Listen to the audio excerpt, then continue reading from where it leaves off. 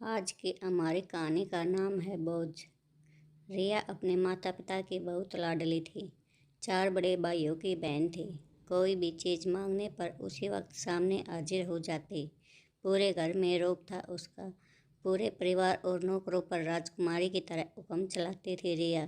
School में भी पूरा रौब था उसका। बड़े घर की लाडली जो थी वह। ऐसे ही उसने कॉलेज में दाखिला लिया।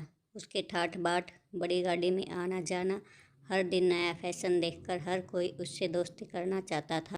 थोड़े ही दिनों में उसके बहुत से दोस्त बन गए। पूरे कॉलेज में उसकी अपनी ही एक पहचान थी। इन दिनों उसके घर एक रिश्ता आया। खानदानी लोग थे और पापा की पुरानी जान पहचान थी उनके साथ। रिया के साथ कोई ज़बरदस्ती नहीं थी, पर रिया ने फिर भी हाँ कर दी, क्योंकि वह अपने परिवार से बहुत प्यार करती थी। वह जानती थी कि वह लोग उसका अच्छा ही सोचेंगे।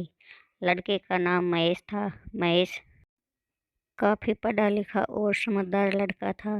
ससुराल वाले भी बहुत अच्छे थे। ससुराल में रिया की जगह वैसी ही थी जैसी कि मायके में। कोई भी कार्य रिया की सलाह के बिना नहीं होता था। सबकी लाडली बहू बन गई थी वह। फिर उसके घर एक बेटे का जन्म हुआ। प्रिंस रिया को जान से प्यारा था। पोता पाकर ससुराल वाले तो फूले नहीं समाते थे। रिया कभी कभी सोचती कि उसकी किस्मत कितनी अच्छी है। उसका हर अपना उसे कितना प्यार करता है। चाहे जीवन में कैसा भी समय आए, मेरे अपने हमेशा मेरे साथ हैं। कितनी खुशकिस्मत हूँ मैं। पर शायद रिया की खुशियों को उसकी अपनी ही नज़र लग गई थी। एक दिन वह मायके जाने की जिद कर बैठी। महेश को बहुत काम था, लेकिन वह फिर भी उसे ले गया। रास्ते में उनकी गाड़ी अन्य गाड़ी से टकरा गई।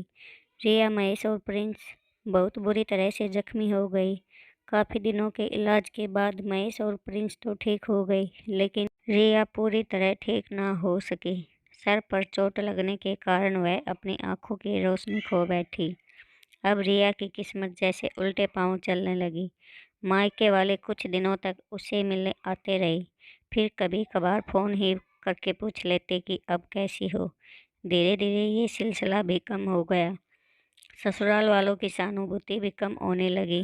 घर में किसी को पास बैठने के लिए कहती तो जवाब मिलता, बहुत काम है, अब तुम भी हाथ नहीं बटा सकती। महेश भी चिड़चिड़ा हो गया था। बस प्रिंस ही था उसके साथ, जिसके साथ हंसते खेलते उसका वक्त गुजरता। एक दिन रिया के हाथ से कुछ सामान गिर गया, जिसकी वजह से प्रिंस को हल्की सी चोट लग गई। रिया के सास ससुर ने प्रिंस को उससे अलग कर दिया कि कहीं उसके ना देखने की वजह से बच्चे को कोई नुकसान ना हो जाए। रिया अंदर से टूट चुकी थी। एक दिन उसने सबके सामने मायके जाने की इच्छा रखी तो महेश उसे तुरंत मायके छोड़ आया, जैसे कि वह भी यही चाहता था। लेकिन प्रिंस को उसके साथ नहीं भेजा गया। रिया कभी प्रिंस से दूर नहीं रही थी, पर अपनी कमी के कारण उसने ज़्यादा बहस नहीं की। रिया को लगा कि वह 3-4 दिन वहाँ रहेगी तो थोड़ा हवा पानी बदल जाएगा, क्योंकि वह कितने दिनों से कहीं भी बाहर नहीं गई थी। घर वाले भी इतने दिनों बाद उसे देखकर बहुत खुश होंगे। रिया के घर पहुंचने पर सब लोग बहुत खुश हुए। खाने में सब कुछ रिया की पसंद का ही बना था, जिससे रिया बहुत खुश हुई। उसने अपने मम्मी पापा और भाई भाभीयों से दिल खोल कर बातें की। उनके छोटे छोटे बच्चे भी बुआ के साथ घुल मिल गए थे।